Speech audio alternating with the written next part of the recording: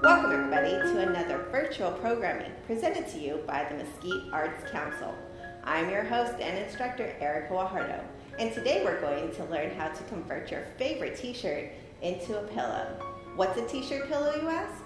Well, have you ever gone to the store and as you're shopping and browsing, you find the most amazing t-shirt on the rack? Of course you want to wear it, but then there comes a time where maybe you outgrew it or it becomes too small. Instead of throwing it away, you could always make a pillow from it. So, I'm here today to teach you the basic techniques on how to convert your favorite t-shirt into a pillow. If you're ready to get started, so am I.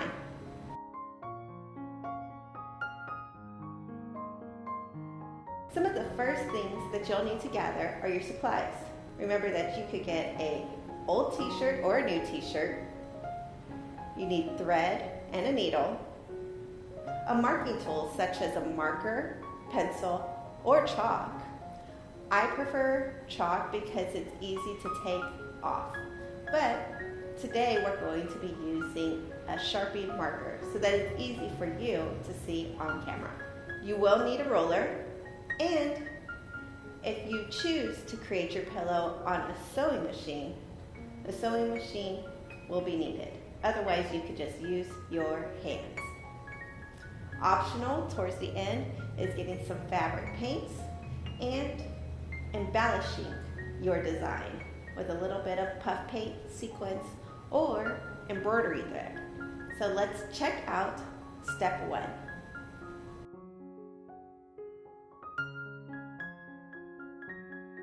When you first start to create your t-shirt pillow, what you're going to need is a t-shirt. New or old will do the trick.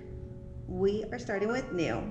So if that's the case, make sure to remove your tag, any of the stickers that may be on the t-shirt, and just a little note that the larger your t-shirt is, the more area and the larger your image is going to be for your pillow. There are 2 different types of pillows that you create. One can be a square format. The other could be a rectangular format. Rectangular pillows or circle pillows are sometimes referred to as bolsters.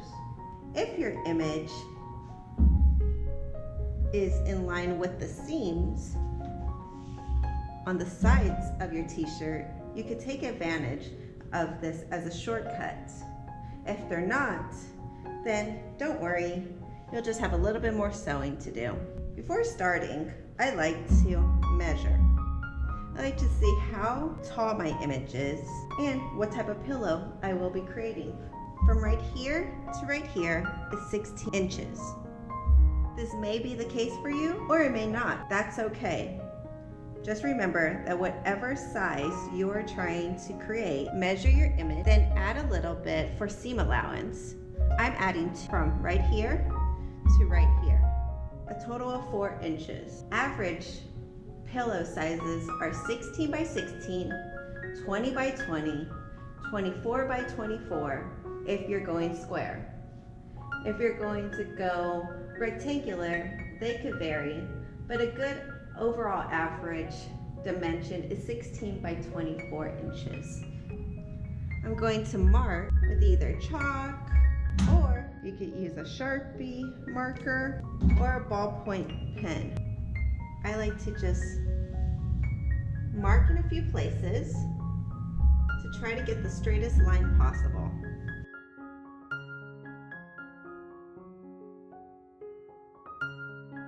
Something that's unique to this particular pillow is that the back is not solid. So we have to take that into account when creating.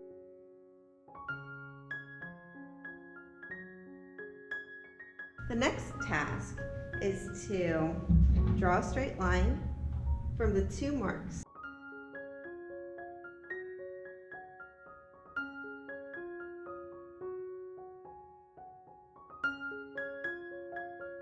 This should give you a guideline to where you're going to cut. Now that we have this side ready, let's see how big our pillow is going to be horizontally. The overall image is 14, so we're going to try to give it a little bit extra. I want to stay with that 16 by 16 square. We're only going to go 1 inch on each side. Line up. And mark.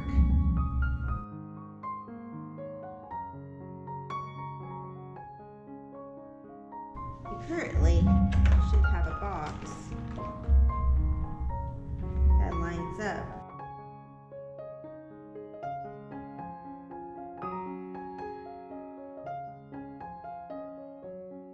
Can you start to see what your pillow is going to look like before we cut? There's an old saying when you are a seamstress or someone who works with sewing, that you always want to cut once but measure twice. This is so you can eliminate as many errors as possible. Before you cut, always remember that if you cut 2 pieces of fabric, it will start to slide and move around. So what I like to do is pin or clip.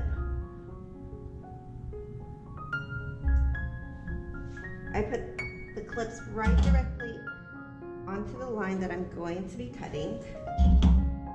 Any type of clip will do, even a potato chip clip. I'm using office kit clips. If you are someone that likes to sew, they do make sewing clips. They're these small little clips that you can put onto fabric, and as you sew, you can remove. So I'm only going to clip these 2 sides so that we can still cut along these areas.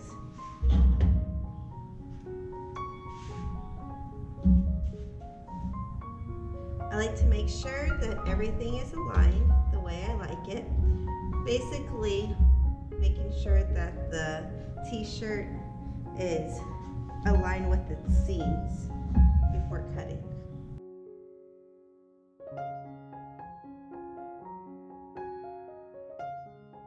Cutting to the first line, you could discard the rest.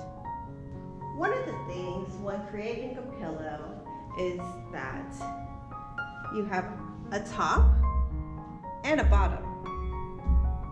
The bottom always has a zipper that goes right here.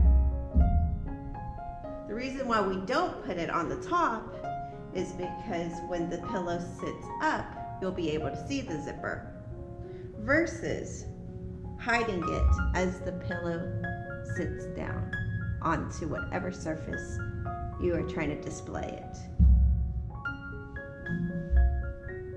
Today, I'm only going to show you how to hand sew the top. The other 3 sides are going to be done on a sewing machine. And during that process, I will show you how to put in a zipper. When we do the zipper, remember that everything I show you on a sewing machine, you could do by hand. So let's get started.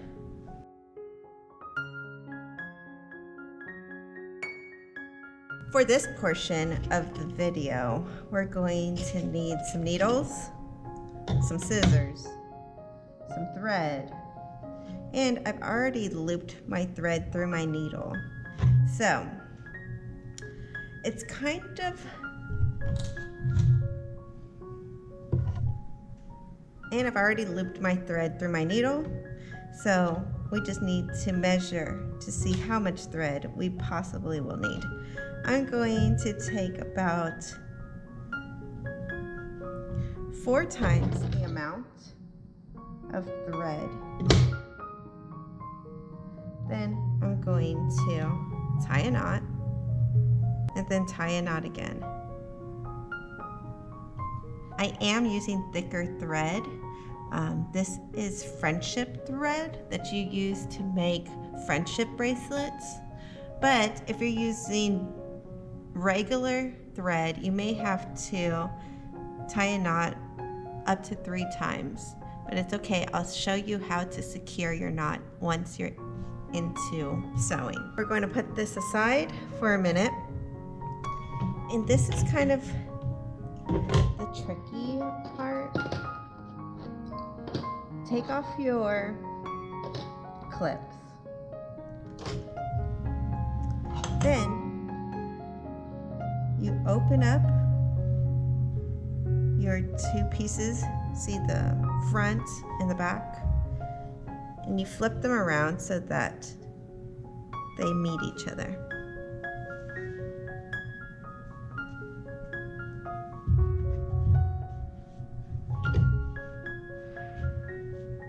You want to make sure that they're going.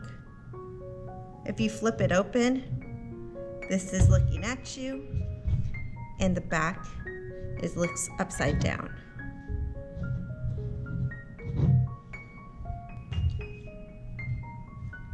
Once you have it situated, if you want to re-clip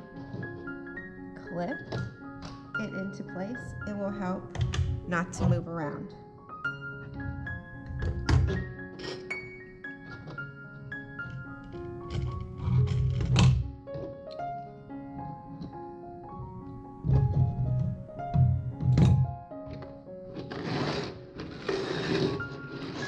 Before you start sewing, just double check it one last time to make sure that everything is going in the direction that it needs to go into.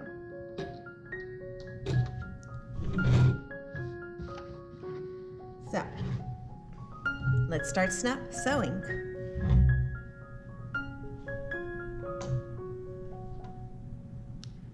You got your threaded needle and string.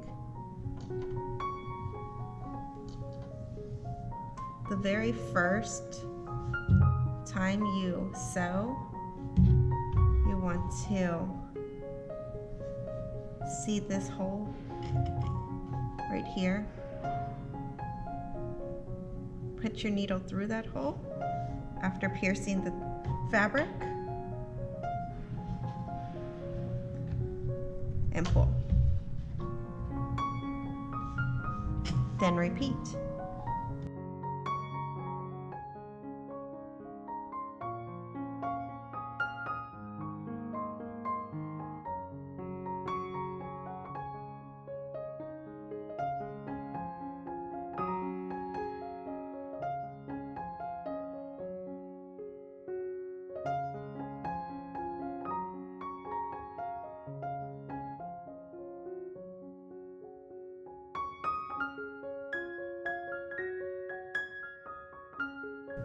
Once you have completed all the way down, then make sure that you finish off the knot.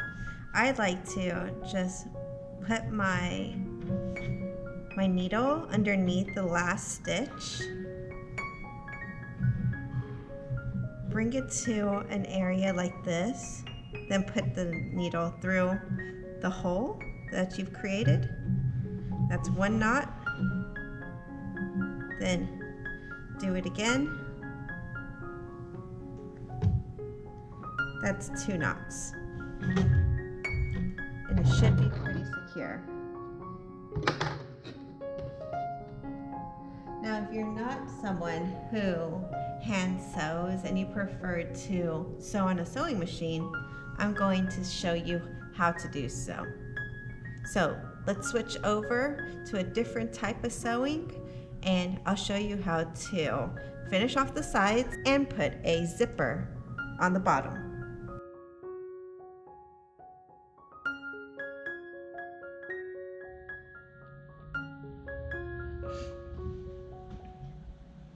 The following instruction is going to be for those individuals that are going to be working on a sewing machine.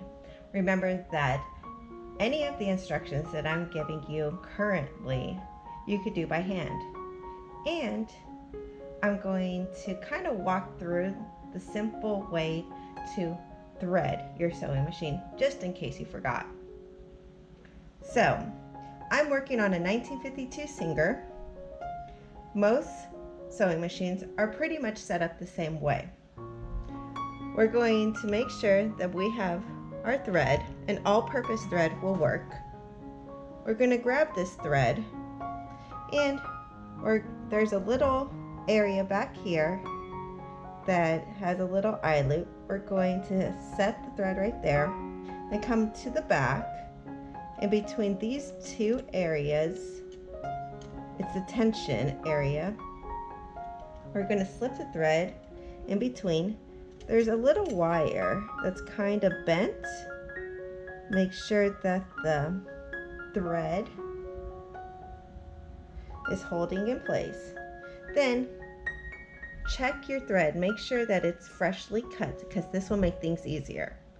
Once you have a freshly cut thread, go through the eyelid, go through the eye loop, then come down to this other little wire. Sometimes I like to keep things straight. There's a little area where you could put the thread right before you put it through the needle.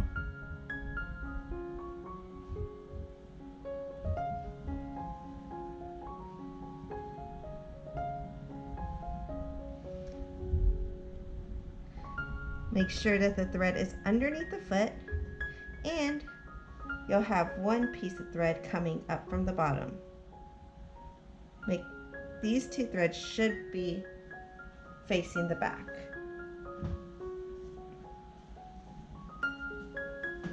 We currently have our t-shirt, and we're going to take the bottom of the t-shirt with the zipper. We're going to turn it around,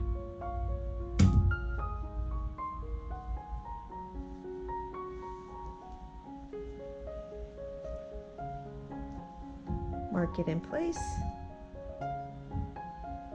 and put the foot down. There's a little lever in the back that lets you put it up and down.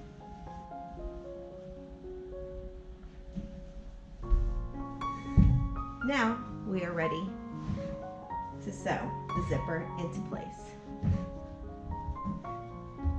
Remember, you can pin it.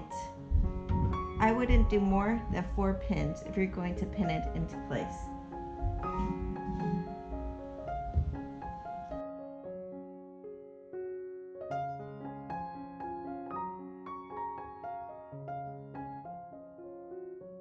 Easy release of the string on the bottom and top. You should have a top stitch that looks somewhat like this. Now we're going to fold over and align. You want to align this side with this side. And then, if it helps, you could always pin.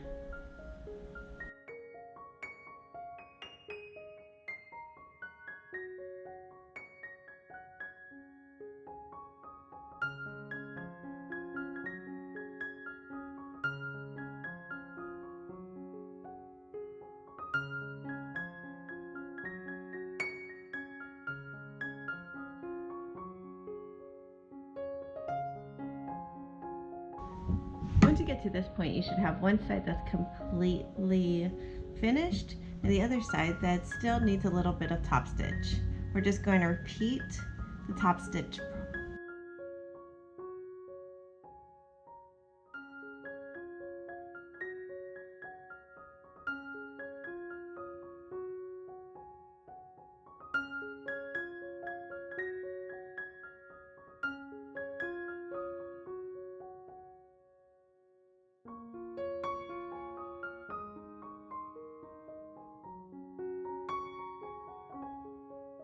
As you may have seen, that my finger got a little bit close to that needle.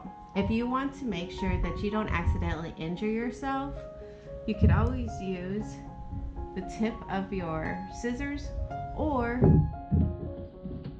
a chopstick to maneuver for you instead.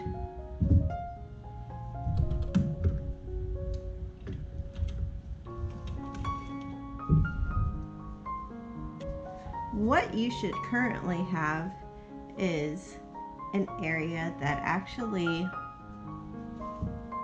looks like this. You can open and close it, but the sides are still open. Flip this inside out. This is a good time to get your pins and or clips out. Fold over this edge and you'll actually start to sew around the perimeter of the pillow.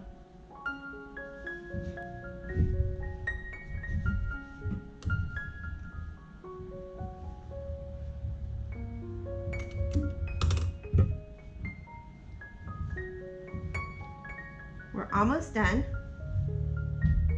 so let's get sewing to complete our pillow.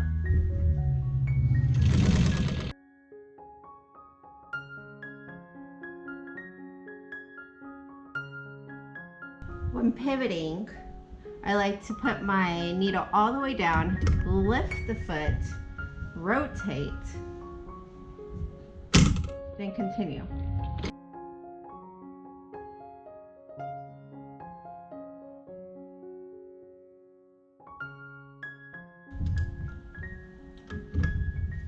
There is going to be a little opening on each side. You want to make sure that you close those. So what I do is just fold it over, rotate, and come back to the zipper.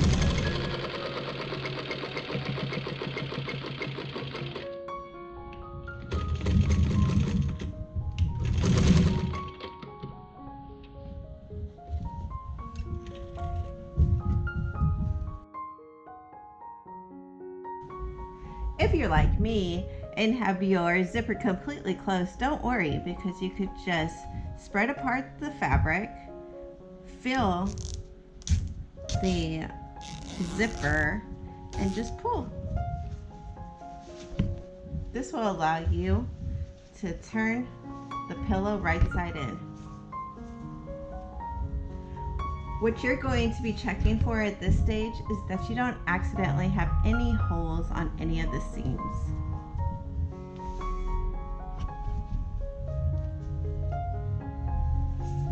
As long as there's no holes, you're good to go. You want to make sure that you trim any extra threads that may be lingering. And your pillow is ready to be stuffed. Well, I hope that wasn't too hard for you, but still was a little challenging. Sometimes when I'm doing art or crafts, I like a little bit of a challenge. Wow. Just so that you can see the finished product, this is what we created today when it's all stuffed with your pillow form. A little hint to stuffing your pillow is that you want to make sure that your pillow form is laid flat. You cut it right in half, fold, remove your hand, then insert it. You can always move these edges all the way to the top of your pillowcase and then hold on and fit it in. This will be less likely that you'll create a frumpy pillow and more of a full pillow. Also, we created a square pillow, but sometimes you want to create a rectangular pillow. No worries, just remember to adjust your measurements accordingly. Everything else will stay the same. Well, I'm glad that you joined us, and I look forward to seeing you next time. Until we see each other again, stay safe